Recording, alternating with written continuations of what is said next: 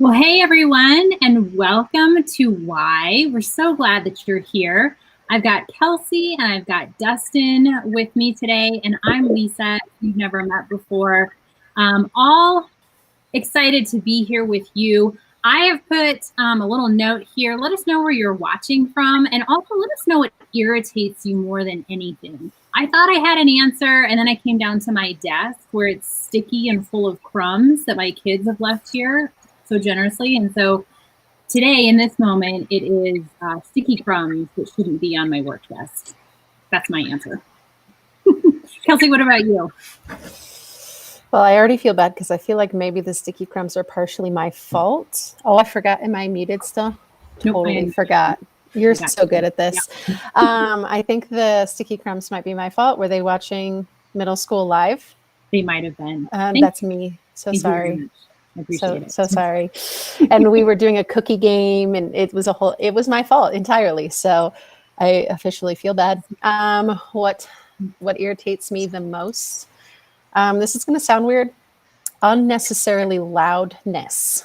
Like, just talk to me in a normal tone. You don't have to yell in my face. You don't, like, concerts are not my thing. I like the quiet. And so when you're just unnecessarily loud just because you feel like it, you're disrupting my life and my poor baby ears. So it's interesting to me that you work with students a lot. Mm-hmm. I had to get over that pretty quickly with them, but with adults, I'm like, no, you know better. Like, you don't need to yell in my face. You're a grown up. You know better, right? Yeah, we should know better. Who knows? Brittany said, if I'm the driver and my dad is with me, it's usually super irritating. I'm sure he's probably trying to passenger drive. Yep, I'm aware of that. Anthony says, hearing people chew their food. Yeah, there are times he actually has to walk away because he can't handle that. Dustin, what about you? I have two big pet peeves. It's bad customer service is kind of the main one. And the other thing is just people not doing smart things. Like, sometimes you're like, why? Just why would you do that? You know? So those are some big ones for me. There's so many more, but those two specifically. Usually mine is people that don't follow the rules. Like, I'm big into rules, and my constant comment back to people, especially when I'm driving, is, oh, I guess the rules don't apply to you. To which my girls have now started to repeat. So that's awesome. Aaron says, hello, watching from home in the backyard. It drives me crazy when people don't stop all the way at stop signs. Yes. Yeah. Because the rules don't apply to them. Well, but I'm from California, and it's called a California stop. Like, we named it after ourselves. I do my best to stop. I'm so sorry, Aaron, for the moments that I do roll through. That's my fault. But in California, that is what stopping is supposed to be. Yeah.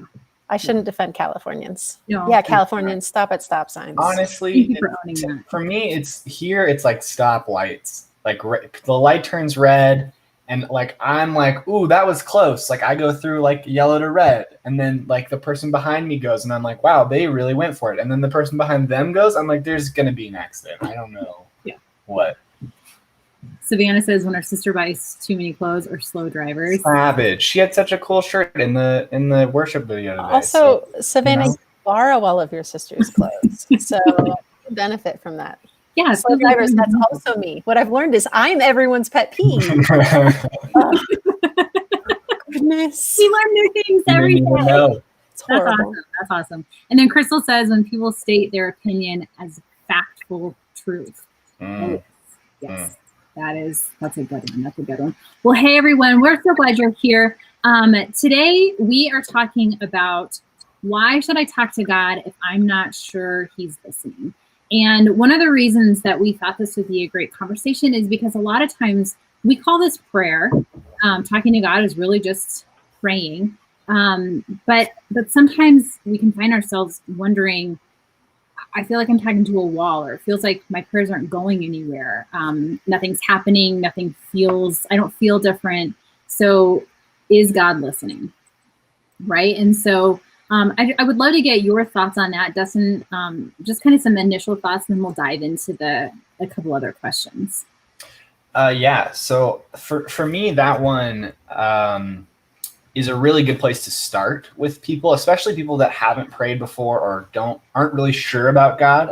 If you're exploring faith or you have questions about faith, I think the big benefit to praying, even when you're not sure, is that there's really no downside to it. So if you spend some time talking to God and you're not even sure if He's real, and you're right, then no loss for you. And if you're not sure and He ends up responding in a way that you weren't expecting, that can be a pretty significant moment for somebody who's exploring God for the first time. So to me, it's really there's really no downside to it, and the upside is potentially a relationship with God that you didn't have before. And so I think it's, for me, it's a pretty easy way to have people take a first step into exploring faith. Kelsey, what about you? Yeah, the first thing that comes to my mind is, why do we think He's not listening? Like, what makes us feel like it? I hear it all the time with when I'm talking, especially with students, but I don't think it's just a student problem. Like, it just feels like I'm talking to a wall. And that usually means there's one of two problems happening. Either we're not getting the answer we want, which isn't actually the purpose of prayer. Prayer is not about getting an answer that we want, because sometimes, today was a very timely message, sometimes God's timing isn't our timing. The other big thing that I have run into a lot is, I'm not sure if He's listening because I don't feel it.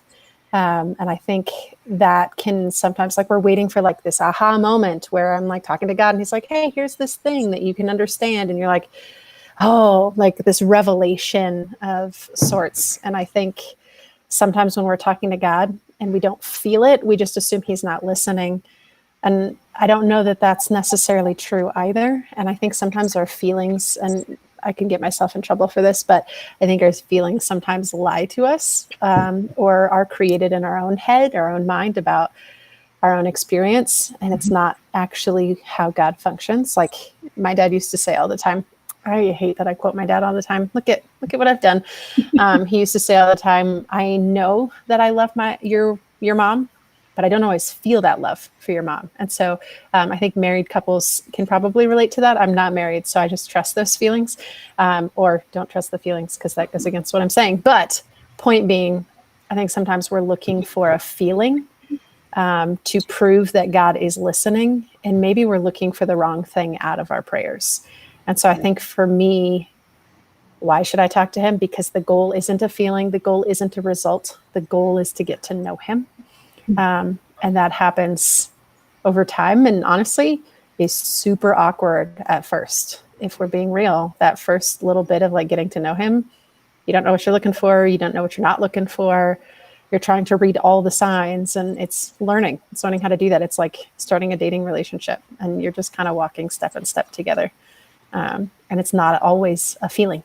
I don't know if that made sense, but that's what I'm going with today. Well, and when we think about any of our relationships, they're oftentimes awkward in the beginning, and we can actually see those people, right? We're usually face to face in normal world. We're face to face with somebody, and there still is that awkward getting to know you. And so when we're getting to know someone we can't see, it adds another element of kind of that awkwardness, like you said, but just trying to figure that out and navigate that.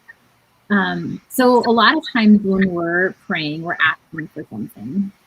That seems to be, especially in modern day United States, Western religion, that appears to be kind of when we're approaching God the most is when we want something from Him. It's not so much a back and forth conversation as it is asking for whatever it is that we want that day or in that moment. So the next question is, why doesn't God answer my prayers?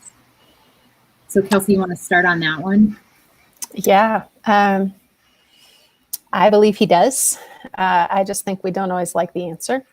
I've always been an advocate for, He says yes, no, or wait. And I think the yes or the no we get. Oh yeah, okay, He didn't want me to have that car. He didn't want me to have that job. And we may not get it right away, but over time we're like, oh, I see what you were up to. I wanted to be an RA so bad in college, and then I wasn't an RA. Well, the reason why is because I became a youth pastor. So like there was there was a rationale at some point. It's the one that we talk about waiting that gets a little bit more tricky, because is he just not answering, or is he telling me I've got better timing for you? Again, this message this week, so timely. This idea that when we wait on what God is doing, we get to see the bigger picture of what he wants for us. Yeah, and I think going back to something you said about the last question, Kelsey, I had a really close friend of mine when I was first starting to follow Jesus, who had questions about faith and didn't really know whether he believed in God or not. And one of the things that he would do that really frustrated him was he would pray a prayer that was like, God, if you're real, let that tree get struck by lightning right now. Or like, if you're real, then make this happen right now to prove it. And I think a lot of times we come to God with a very specific idea of how he is going to answer our prayer. And we just forget the fact that he's not a robot. He's not a machine that we're just pushing buttons to get reactions from. Even if you're not asking for something specific, I think a lot of times you have an idea in your mind about, well, God can answer my prayer this way, or he could answer it that way.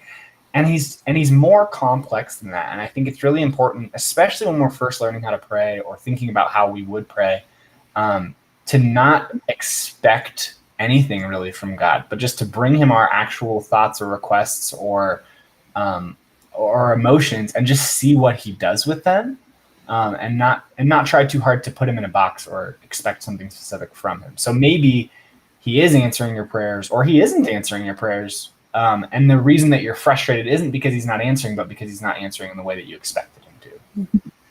That's good. Can I add to that? Is that okay? Yeah. One of my favorite scripture references is when he says, keep asking, keep knocking, keep checking it, and like, don't stop. And I think that's part of praying repetitive prayers and praying for the same thing a million times, is that we're learning to ask God for things, and we're learning to trust in his timing on it.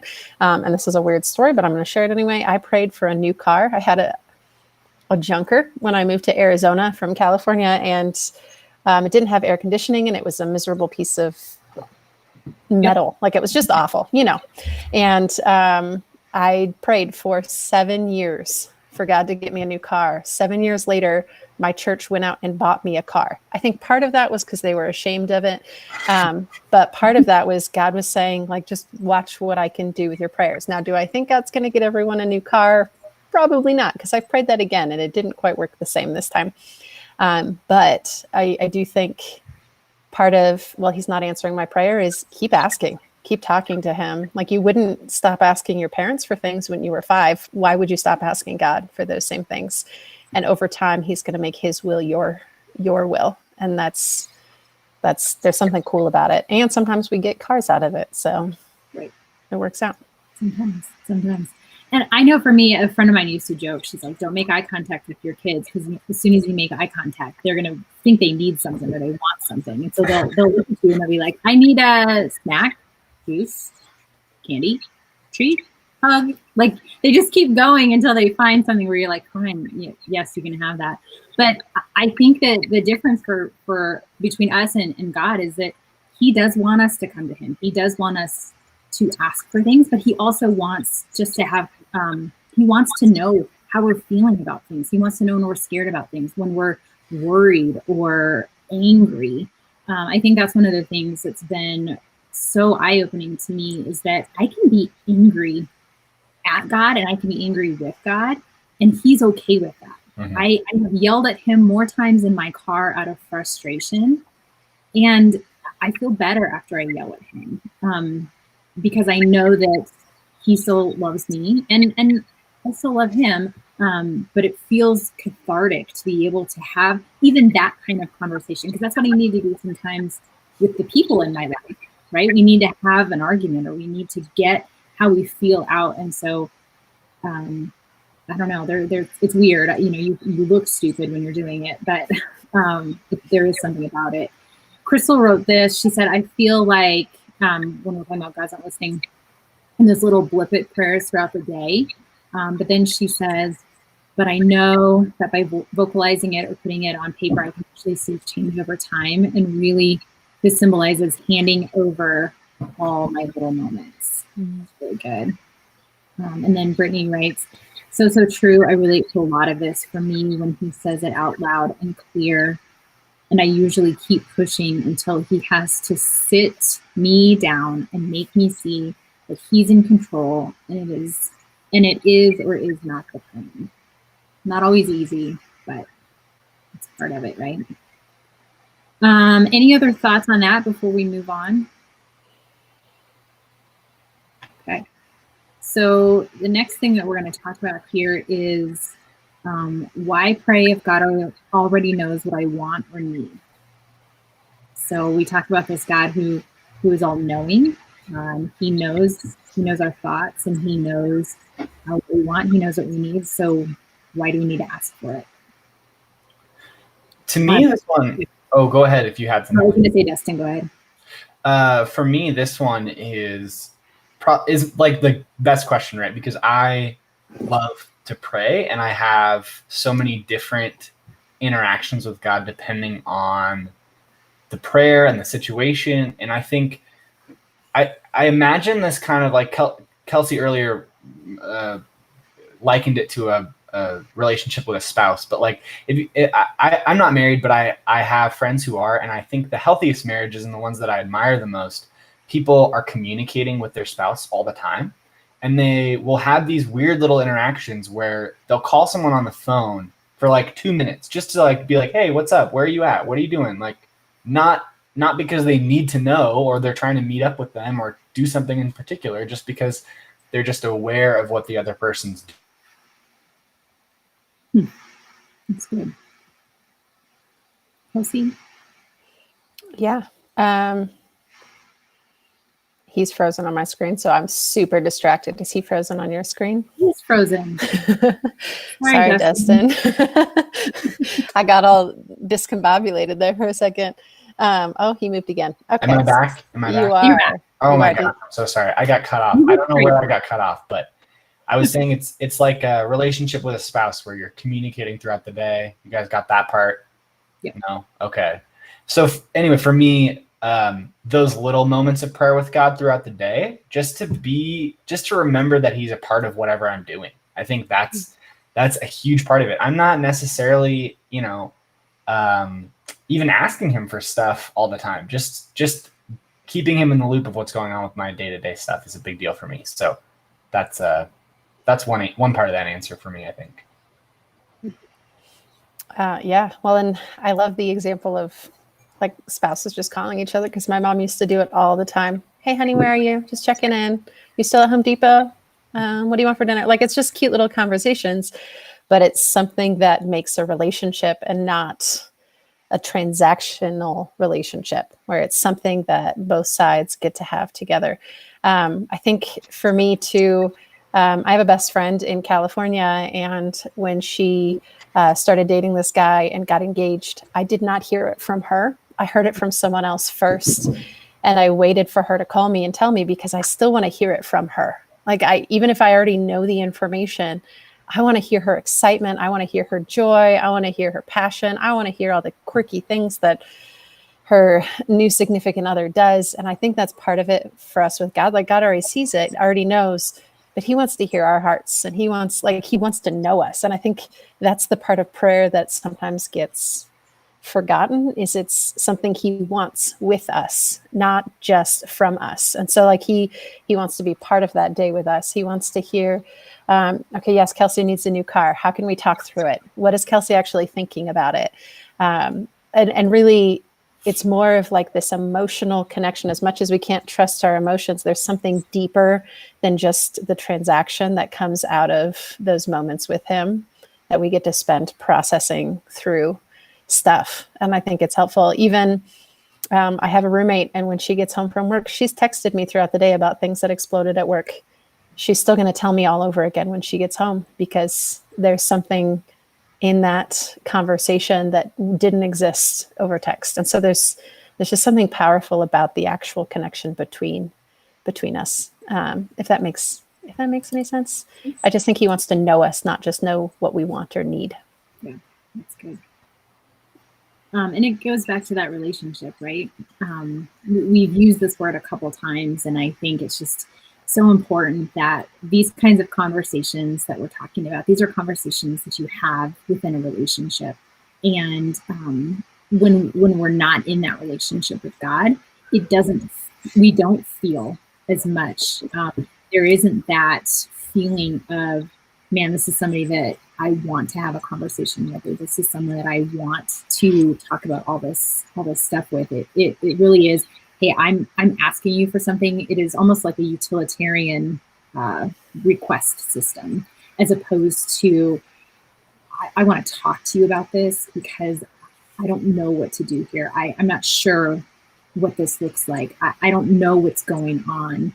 And so there's a difference between just, hey, I'm asking for this and expecting to receive it in return, to, I don't know what to do here and I'm asking for it. So different kinds of conversations that you have based on the kind of way that you're approaching God, I think, whether it's within a relationship or not. Crystal said, I asked the question, what keeps people from praying? She said, because it's more a matter of opening my eyes to him anyway. Kind of being available. Did I miss something? No, can you guys hear me? Is my video working still? You're good. Okay, great. I have one more thought about this. Yeah.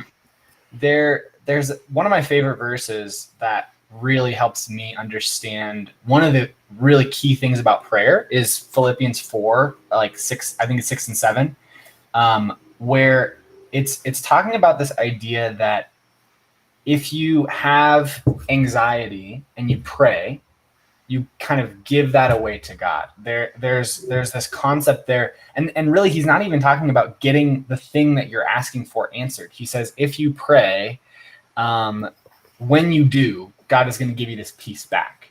And it's not even talking about like giving you the thing that you're asking for. So there's this whole aspect of prayer that when we have anxiety or when we're worried about something or when we need something and we bring it to God, he may or may not give us the thing that we're asking for, but he will give us peace. And I think that happens because as we remember who God is and who Jesus is, we start to release our control of the situation. And when we do that, we can also release our anxiety at the same time. So to me, that's a huge piece of it, that you may not always get what you want, but I think when we pray, even though God already knows what we want, I think it is taking a significant step toward releasing our control and finding peace about the situation that we're in. Well, and I also, just to add to that, like there are going to be times he says no. And so prayer is a way to get in touch and in tune with him, even though he's about to say no to something. And so I don't know that I could handle the no if I wasn't in sync with him. I think I'd just be bitter and hostile. I can remember my dad was diagnosed with cancer years ago, and waiting on those test results, we're praying like crazy, like, let it be negative, let it be negative, let it be negative. And then when I get that phone call in the middle of a kitchen and the answer is it's positive, he has cancer, I was devastated, but it wasn't that it was that God said no to my desire. It's that God was with me. And it's because I had become in sync with him through that season. So I was prepared for the no better than I would have been otherwise. And so I think there is something to that, like by asking God, don't let this be cancer, we let go of our control over it. And in doing so, we allowed God to be the comforter that he promises to be. And I think that's a part of prayer that we miss too, is this need for him to be the comforter, to be the one that walks alongside of what we're doing. So I think there is something to that of how do we let go so that when he gives us whatever the answer is going to be, we're already right there with him. That's good. I like that. That's good. So just a couple last thoughts before we wrap up here. If we're talking about that this is a relationship, what are the ways then that we get to know God? Any thoughts on that? Yeah, I mean, I think that there is a lot of different ways that we get to know God. Reading the Bible, obviously, like studying and understanding who he is in scripture. But then I think prayer is this interesting thing because we get to experience it firsthand. And I think you have to have the two together, or else you can just sort of get lost in your own mind a lot of the time.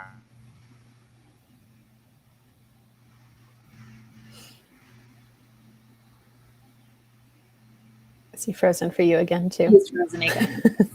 He has great wisdom. The internet just doesn't want to hear it, apparently. Oh, man, I'm sorry. Oh, you're good. You're good. You're back. Okay. I was just saying, I think that learning to trust God comes out of prayer. And I think when you pray and you see him move in your life, you trust him more. And to me, that's been the biggest way that I've built my relationship with God. There's been things in my life that I've wanted and it didn't happen. And those disappointments actually ended up being the times that I found the most closeness to God. And I wouldn't have the relationship I do now if I had gotten the things that I wanted earlier. And I wouldn't have the relationship with God now if I hadn't been asking him for things that he didn't answer or didn't give me. And so I think that there's a depth of trust that you get just by spending that time praying with him that I don't know that you can get it any other way. Yeah. And actually, Savannah said something really similar. She said, I think for me, for so long, I used prayer as times of asking for things than to just be in conversation, getting to know him. I think that's kind of where it starts oftentimes, is just opening up and saying, all right, God, here's where we are. Kelsey? Well, and there's the other half of prayer that we don't often talk about, which is listening. Like we're pretty good at talking. Turns out humans like to hear themselves talk. Maybe not you guys. Maybe that's just a me thing. I'm working on it. But there's the one side of asking and bringing whatever we have to him. And he wants to hear those. Like a dad wants to hear from his daughters what they want, right? Like that's his desire. But in the listening part of it too, I get to know him in a way. And I'm a big advocate of, I don't believe in coincidence. And maybe this is going to get me in trouble. I'm comfortable with that. I don't think it's a coincidence that that person God and I had been talking about is someone I run into in the grocery store. I think God is going, hey, we were preparing your heart for this. We were ready for this. I think in the listening stage, we learn to recognize what God's doing all around us all the time. And in doing that, we see who he is and what he's about and the relationships that he's putting in our lives. And so even to Dustin's point, when we are looking at the decisions that we need to make, or when he's saying no to us, when we're listening and we're seeing the pieces come together because we're listening well, we get to know not only God, but ourselves and who he wants us to be. And so I think, yes, scripture, yes, talking to him, but also having this really good rhythm of sitting in stillness and in quiet. And I understand my biggest pet peeve is loud noises. So this probably goes hand in hand with that. But even just driving and letting what you see around you be an illustration of who God is, and listening and observing from that vantage point helps you kind of go, oh man, look what he's up to. Look what he's doing. I go running on the back path by my house every day, and there's literally critters everywhere. And I just get to smile every time because God created those. And so coming to a posture of listening at the end of our prayer, or even at the beginning sometimes, or when we have no words to pray, really does show us who he is in a way that we couldn't before. It's almost like a joke because I talk about it often, but one of the places that I listen the best is in the shower. And I don't know if it's because the water is making a noise, and so it allows my mind. And I wrote in the shower, right? I know exactly what to do. I have an order of how I do it. I don't have to think through and process any of that, and so it frees up my mind to really stop and listen. And it's amazing what I walk out of the shower impressed on my heart. I don't hear voices, but there's just these impressions on my heart when I get out of the shower. And I'm like, oh man, that was an awesome time listening. So I love that. All right, well, I'm going to throw a next step opportunity into the chat here, everyone. We had a prayer series I don't know when it was, a couple of months ago, called Walkie Talkie. And it was just kind of walking us through what prayer looks like in different parts of prayer. And so I've thrown the link into the chat. But if you have any other questions or thoughts, we would love to hear from you. We're going to hop off here, but we're always available. I'll put our emails in there as well. But any closing thoughts as we head out, Dustin? Just for me, I would say if you are somebody who is watching and you haven't spent much time praying, then I would just say to try it. If you feel like you're not very good at it, I recommend journaling. That's what I do. I love praying out loud. If you can find a quiet spot in your home, if not, your car is a great place to do that. And if you're someone who's been praying for a long time and you know and you feel confident about your relationship with Jesus and prayer, I would say try what Kelsey just talked about, and that's listening and being silent. I think that's a practice that not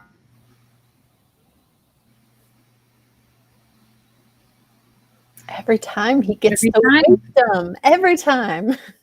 quiet and solitude and silence. Did I cut out again? Yeah.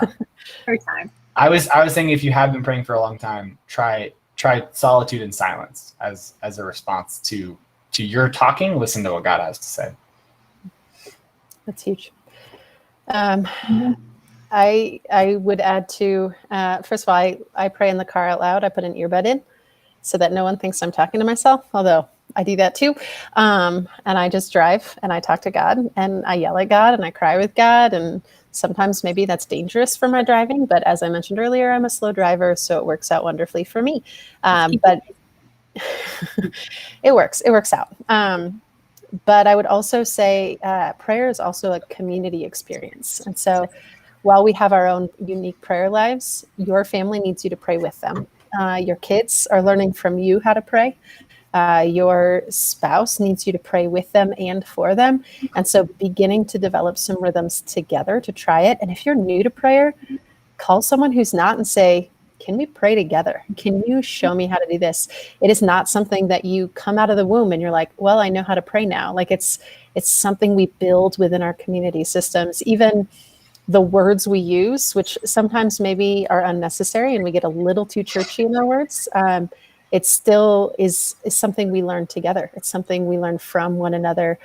There will be something someone says in prayer that you're like, I need to add that to my prayer life. And there's something really cool about that.